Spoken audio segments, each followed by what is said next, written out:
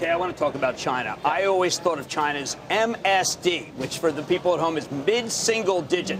I look at these numbers now. I know you have this Alibaba partnership. What the heck happened? It was 3 quarters that you went from MSD to LSD, which is how I feel. Well, here's how you should feel. We are growing in China in the mid-teens. And we outlined that China right now is in a different stage of market development than the U.S. China is all about store expansion, new unit growth, so that we can create a first mover advantage and establish the Starbucks brand in more points of presence in cities that we're in and in more cities that we're not in. So in China, for example, we accelerated our new store builds per year to 600. So we are now opening a new Starbucks store somewhere in China on average every 15 hours. Over roughly 80% of the growth in China will continue to come from new store units versus same store comparable.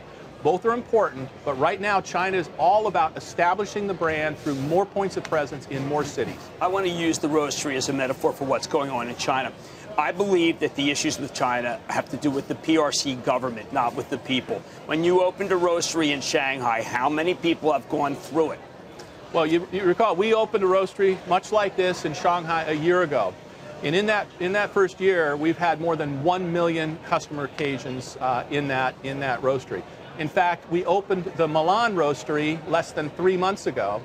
And just this weekend, we took a video, and there was still a line around the building completely of customers waiting to get in and see the beautiful roastery that we built in Milan. Many of us feel that Milan is the capital of the country that likes coffee more than anyone. Not Rome, by the way, it's really Milan.